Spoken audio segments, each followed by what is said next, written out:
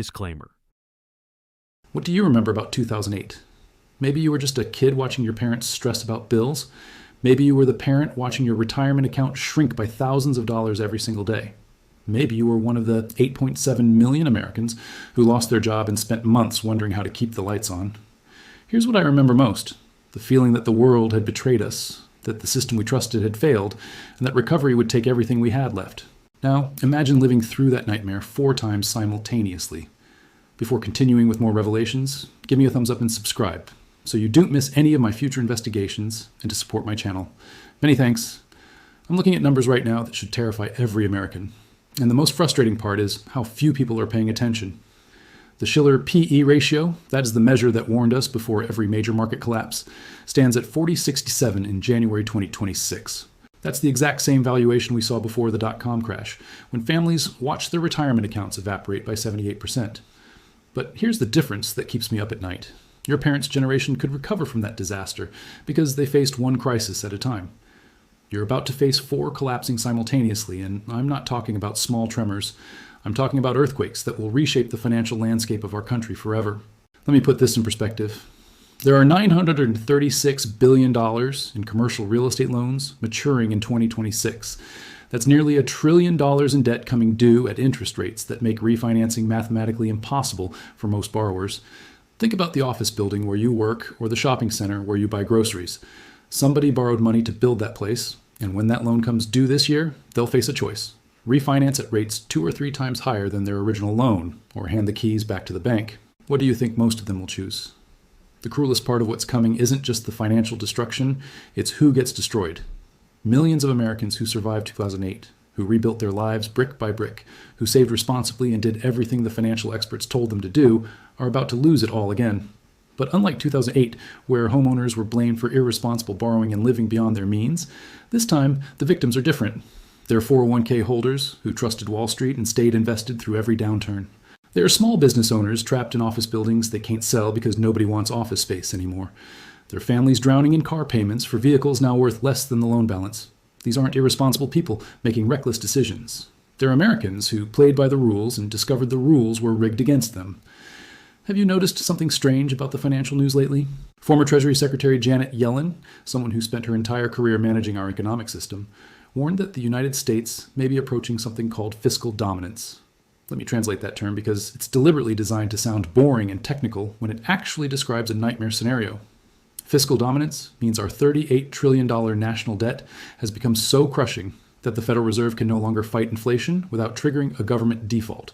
Think about what that means for a moment. The people who should save you, the Fed, the Treasury, Congress, are paralyzed. They're watching helplessly as the ground crumbles beneath 330 million Americans who have absolutely nowhere to run. This is where the story gets personal, because I need you to understand something fundamental about the next 24 months. In 2008, you could blame subprime mortgages and greedy bankers and people who bought houses they couldn't afford. The narrative was simple.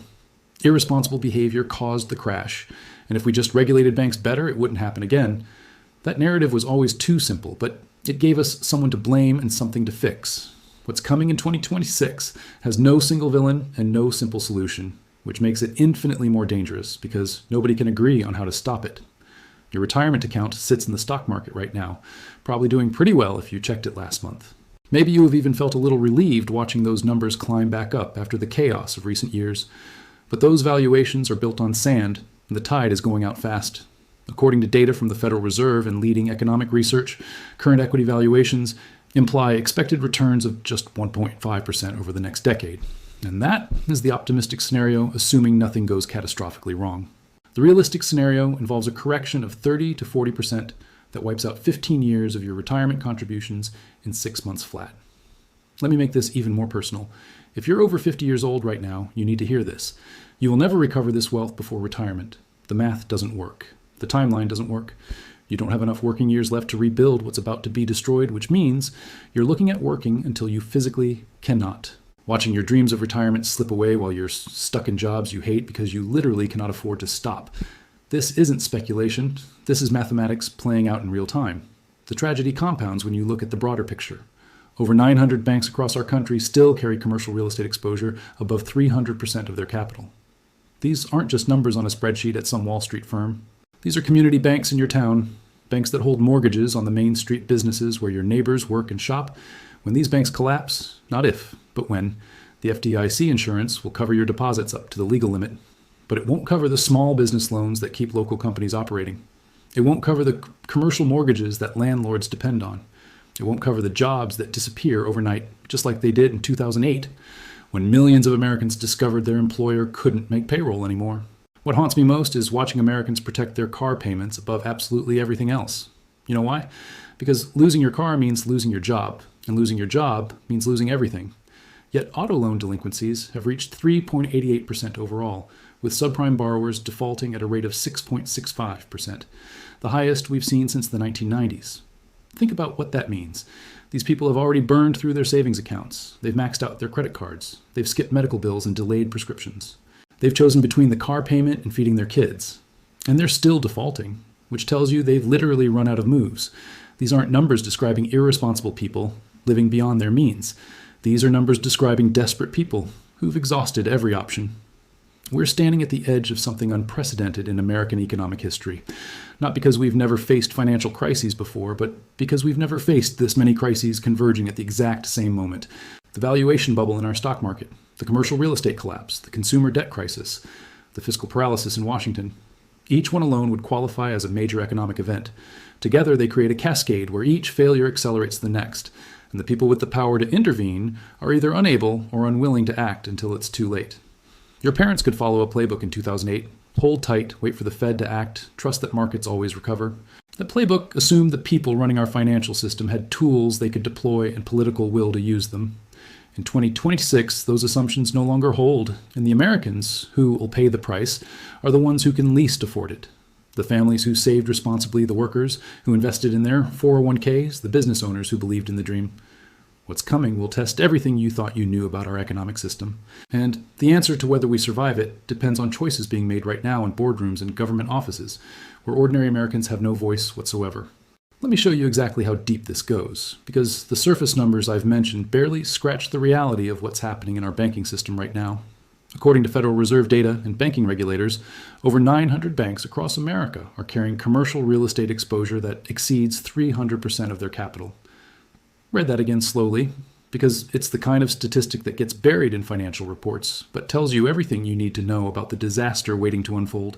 300% means these banks have loaned out 3 times more money on commercial properties than they actually have in reserves to cover losses.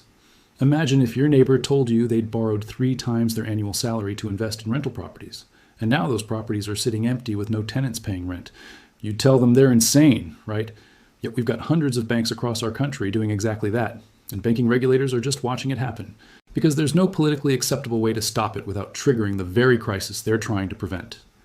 Here's where it gets worse. And I need you to really understand what these banks represent in your community.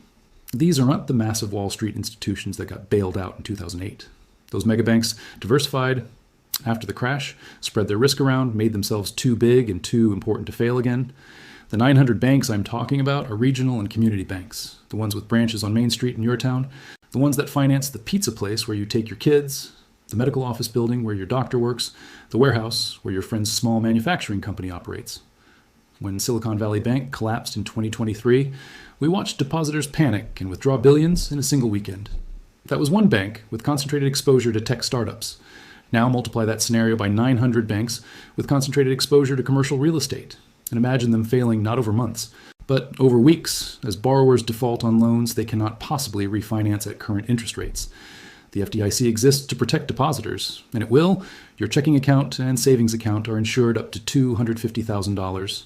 But here's what the FDIC doesn't protect: the small business line of credit that keeps your employer making payroll, the commercial mortgage that keeps your landlord from selling the building and evicting your business, the construction loan that was supposed to finish the affordable housing project in your neighborhood. Those loans disappear when banks fail, and the jobs depending on them disappear right alongside. But here's where it gets interesting, because you might be thinking this is just a banking problem that doesn't affect you directly. Let me connect the dots to your daily life in a way that should make this crystal clear. Americans are defaulting on their car loans at rates we haven't seen since the 1990s. Auto loan delinquencies stand at 3.88% overall. With subprime borrowers, that's anyone with a credit score below 620, defaulting at a rate of 6.65% according to data from the Federal Reserve Bank of New York and major credit reporting agencies. Think about what it takes for an American to default on their car payment. Your car isn't a luxury in this country. It's how you get to work, how you take your kids to school, how you buy groceries and go to the doctor. Americans will do absolutely anything to keep their car, which means by the time someone defaults on an auto loan, they've already exhausted every other option available to them. They've drained their savings account down to zero. They've maxed out every credit card they have. They've skipped medical appointments and delayed filling prescriptions because they couldn't afford the copay. They've called their parents or siblings begging for loans. They've worked side jobs and sold possessions and gone to food banks to make ends meet. And after all of that, they're still losing their car. These aren't statistics about irresponsible people who bought vehicles they couldn't afford. These are statistics about desperate people who are drowning and have run out of ways to keep their head above water. When someone defaults on their car payment in America today, it means they've already fallen so far behind on everything else that losing their transportation seems like the inevitable next step in a cascade of financial disasters they cannot control or escape. Now let me show you the connection between failing banks and failing car payments, because this is where the four crises start feeding into each other. When banks tighten lending standards, which they absolutely will as commercial real estate losses mount, auto loans become harder to get and more expensive. When auto loans become scarce, people who need cars to work either stop buying vehicles or stretch themselves even thinner to get subprime loans at brutal interest rates. When people stop buying cars, auto dealers cut staff and manufacturers slow production. And repo companies get overwhelmed with vehicles they can't resell at anywhere near the original loan value. The whole ecosystem breaks down, jobs disappear, and more people default on the loans they do have, which makes banks even more cautious about lending, which accelerates the spiral. This is how financial contagion works, and we're watching it happen in slow motion right now while most Americans have no idea the danger they're in. But let me take you even deeper into the crisis that will hit you the hardest, because everything I've described so far is happening to someone else. It's other people's banks failing other people, losing their cars, other people struggling with debt. According to research from GMO, Hussman Strategic Advisors, and the Federal Reserve's own analysis of equity valuations, current stock market prices imply expected returns of just 1.5% annually over the next decade. That's not my opinion or some bearish prediction. That's mathematics based on corporate earnings, profit margins, and historical valuation cycles. At current price levels, if you invest $10,000 in the stock market today and hold it for 10 years, you'll end up with roughly $11,600 before inflation. After inflation eats away at your purchasing power, you'll have made essentially nothing. But wait, because that's actually the optimistic scenario where nothing goes catastrophically wrong. That assumes corporate earnings stay stable, profit margins remain elevated, inflation comes down to 2%, and the market just grinds sideways for a decade without any major corrections. The realistic scenario, the one that history and valuation metrics suggest is far more likely, involves a correction of 30 to 40% that erases 15 years of your retirement contributions in less than 6 months. Let me make this viscerally real for you. Open your 401k statement right now, the one that shows your current balance. Look at that number and feel good about it for just a moment, because you worked hard for that money. You made sacrifices to save it. You trusted the system when everyone told you to keep investing through every downturn. Now take that number and multiply it by 0.60, which represents a 40% loss. That's what your statement will show after the correction.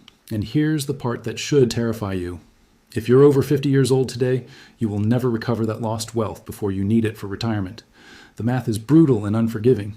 If you lose 40% of your retirement account at age 55, you would need your remaining balance to grow by 67% just to get back to even. And that's before accounting for the additional savings you should have been accumulating during those years. Even if the market eventually recovers and delivers 8% annual returns, which is optimistic given current valuations, you're looking at 7 to 10 years before you're back where you started. But you don't have 7 to 10 years to wait if you're 55 years old and planning to retire at 65. You're going to hit retirement age with a nest egg that is permanently smaller than it should be, which means working longer, spending less. And watching the retirement you planned for slip away because Wall Street got greedy with valuations and the Federal Reserve kept interest rates too low for too long. The cruelest irony is that the people who did everything right are the ones who will suffer most. The Americans who maxed out their 401k contributions every year, who stayed invested through 2008 and 2020, who believed the experts telling them to think long-term and ignore short-term volatility, those people are holding the bag right now and they don't even know it yet. Meanwhile, the wealthy who had cash sitting on the sidelines will swoop in after the crash and buy quality assets at massive discounts, turning your crisis into their generational wealth-building opportunity. This isn't conspiracy theory. This is how every market cycle works. The difference in 2026 is the scale of the wealth transfer and the number of Americans who will be devastated by it. Here's what keeps me up at night more than anything else. The interconnection between these crises means there's no safe place to hide. You might think you'll avoid the banking crisis because you don't have more than $250,000 in any single bank. You might think the auto loan crisis doesn't affect you because you own your car outright. You might even think you can protect your 401k by moving it to bonds or cash. But when 900 banks start failing, when millions of Americans lose their transportation, when the stock market corrects 30 to 40%, the ripple effects touch absolutely everyone. Your employer might be one of the small businesses that loses its credit line. Your town might be one of the communities that loses its major bank branch. Your retirement account might be one of the millions that gets liquidated at the worst possible time because you got laid off and needed the money to survive. There's no bunker deep enough to hide from what's coming because this isn't a financial crisis that happens somewhere else to someone else. This is a systemic unraveling of the structures that hold our entire economy together, and when those structures fail, everyone falls through the cracks at the same time. Let me walk you through exactly how this unfolds, because the timeline matters, and understanding the sequence of events gives you a fighting chance to prepare for what's coming. We're looking at the second and third quarters of 2026, roughly April through September, as the period when commercial real estate loan defaults trigger the cascade that pulls everything else down with it. Here's how the death spiral begins. A property owner in Dallas or Phoenix or Charlotte has a $200 million loan maturing in June 2026. They borrowed that money 5 years ago when interest rates were at 2%, and their office building was 90% occupied with tenants paying premium rents. Today, that same building sits 40% empty because companies downsized their office footprint after discovering remote work actually functions. The property is now worth maybe $120 million in the current market, and refinancing would require interest rates of 7 or 8% on the remaining loan balance. Do the math on that scenario and you'll realize the property owner has exactly two options. Inject $80 million of their own money to refinance a building that's hemorrhaging cash every month, or hand the keys to the bank and walk away. What do you think they choose? Now multiply that scenario by thousands of properties across every major city in America, all reaching the same mathematical conclusion at roughly the same time. Banks start receiving keys in the mail, literally getting properties handed back because borrowers cannot and will not refinance at rates that guarantee bankruptcy. The banks now own these buildings, which means they have to mark them at current market value on their balance sheets, which means reporting massive losses to regulators and shareholders. When Silicon Valley Bank marked losses on its bond portfolio in March 2023, depositors panicked and withdrew $50 billion in 48 hours. Imagine that panic spreading to dozens of banks simultaneously as commercial real estate losses become public.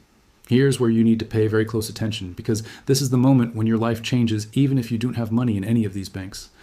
When depositors panic and withdraw, money banks have two choices. They can either call in loans to raise cash, which means small businesses lose their credit lines and start laying off workers, or they can sell assets at fire sale prices, which accelerates the downward spiral in commercial real estate values and makes other banks' portfolios look even worse. Either way, credit freezes nationwide within weeks. Your employer can't get the routine business loan they have used for 20 years to manage cash flow.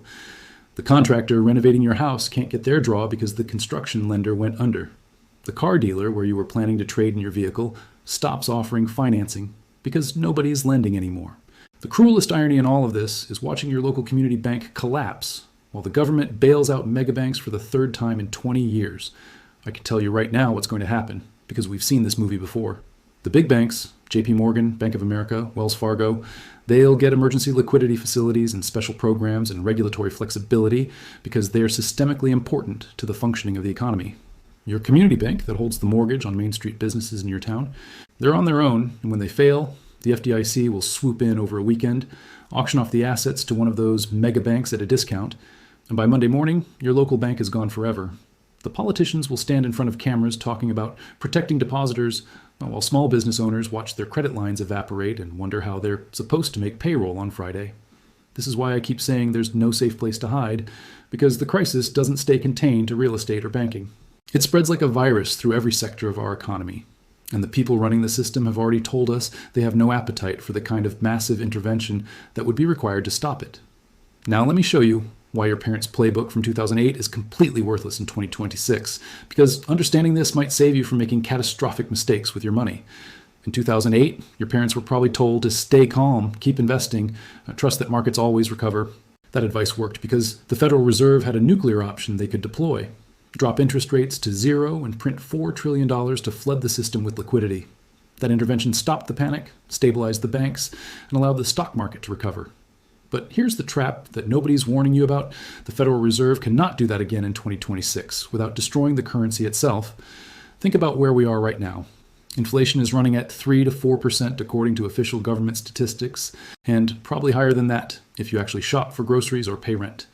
The Federal Reserve's entire credibility depends on getting inflation back down to their 2% target, which means they cannot print massive amounts of new money without triggering hyperinflation. But unemployment is starting to tick up as companies lay off workers in response to high interest rates and tight credit conditions, which means the Fed also cannot keep rates high without triggering mass unemployment. Your parents could afford to wait 5 or 7 years for their retirement accounts to recover because they were in their 40s when 2008 hit. You don't have that luxury if you're 55 or 60 years old today. The market might eventually recover, but you'll be 70 years old by the time it does. And that's assuming you didn't have to pull money out during the crisis to pay for medical bills or living expenses or helping your kids who lost their jobs. Every dollar you withdraw from your retirement account at the bottom of the market is a dollar that's gone forever, never benefiting from the eventual recovery that might come years later. This is the wealth transfer that haunts me more than anything else because it's so predictable and so cruel. The wealthy who have cash sitting on the sidelines right now, they're not panicking about commercial real estate or banking crises. They're getting ready to buy. When your neighbor's small business fails and they have to sell their building at 40 cents on the dollar, wealthy investors will be there writing checks. When your 401k forces you to sell stocks to cover bills during unemployment, wealthy investors will be buying those shares at massive discounts. When regional banks collapse and their loan portfolios get auctioned off, private equity firms will acquire performing loans at 30 cents on the dollar and earn massive returns collecting payments from borrowers who are barely hanging on. Every crisis in American history has resulted in wealth consolidation, where those who already have money use it to buy assets from those who are forced to sell. The difference in 2026 is the sheer scale of the transfer and the number of Americans who will be devastated by it. Let me give you a survival calculation that should clarify exactly what you're facing, because I need you to understand your personal vulnerability in this scenario. Take out a piece of paper right now and write down these numbers. How much money do you have in savings that you could access immediately in an emergency? Most Americans have less than $10,000. How much money do you have in your 401k or retirement accounts? The average American in their 50s has somewhere around $400,000. How much do you owe on your mortgage? The average is probably $200,000 to $300,000. How much do you owe on car payments, credit cards, and other debt? Probably another $30,000 to $50,000 if you're typical. Now run this scenario. The market crashes 35%, which means your $400,000 retirement account is now worth $260,000. You lose your job, which happens to 40 million Americans during severe recessions, according to historical data. You burn through your $10,000 in savings in the first 6 weeks trying to keep up with mortgage payments, car payments, insurance, food, and utilities. Now you're facing a choice. Withdraw money from your retirement account with massive tax penalties and permanent loss of future compound growth, or stop paying your mortgage and risk foreclosure. Most Americans choose to raid their retirement accounts first because losing your home feels more immediate and catastrophic than losing abstract future wealth. So you withdraw $50,000 from your 401k, which after taxes and penalties gives you maybe $35,000 in actual cash. That buys you another 4 months of survival, and then you're back to the same impossible choice. Meanwhile, your retirement account is now worth $210,000 instead of $400,000, and even if the market eventually recovers, you'll never get back to where you started because you were forced to sell at the bottom and missed the eventual recovery. This is the scenario facing 30 to 40 million Americans over the next 18 to 24 months. Not everyone at once, but in waves as different sectors of the economy collapse and different companies lay off workers and different regions get hit harder than others. The people who have cash, who have no debt, who have stable employment in recession-proof industries, they'll be fine. They'll be better than fine, actually, because they'll buy assets at generational discounts and build wealth that lasts for decades.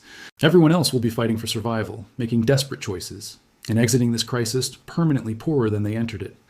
The wealth gap in America will widen to levels we haven't seen since the Gilded Age, and the social and political consequences of that inequality will define the next generation of American history. Here's what you need to understand about the timeline we're living through right now. The pieces are already in motion. The commercial real estate loans are already maturing. The banks are already sitting on massive unrealized losses. The consumers are already defaulting on auto loans at crisis levels. The stock market is already priced for perfection with no room for error. The Federal Reserve is already trapped between inflation and unemployment with no good options. Every single element of this four-part crisis is already happening, and we're just waiting for the catalyst that causes one system to fail, which triggers the next failure, which triggers the next, until the whole structure comes down. I can't tell you exactly when that catalyst arrives, or which domino falls first. Maybe it's a major bank failure in April that triggers a depositor panic. Maybe it's a wave of commercial real estate defaults in July that forces banks to mark massive losses. Maybe it's an unemployment spike that crashes consumer spending and triggers a recession. The specific trigger doesn't matter because all roads lead to the same destination, a systemic crisis that will test everything you thought you knew about our economy and your financial security. What I can tell you is this: the Americans who survive this crisis with their wealth intact will be the ones who understood what was coming, prepared for the worst, and didn't wait for permission from financial experts or government officials to protect themselves. The Americans who suffer most will be the ones who trusted the system, believed the reassurances, stayed invested out of loyalty or inertia, and discovered too late that the people running the show had no idea how to fix what was broken. You're not helpless in this scenario, but you are running out of time to make decisions that could protect your family from the worst of what's coming. The gap between those who see this crisis clearly and those who don't will determine who builds wealth in the next decade and who spends the rest of their life trying to recover from losses that were entirely preventable, if only they'd paid attention to the warnings that were hiding in plain sight all along. If you made it this far, you're already ahead of 99% of Americans who have no idea what's coming, and that awareness is your first line of defense. Hit that subscribe button and like this video, because the more people who understand these patterns, the harder it becomes for the system to ignore us. Stay sharp, stay informed, and remember, in every crisis, knowledge isn't just power, it's survival.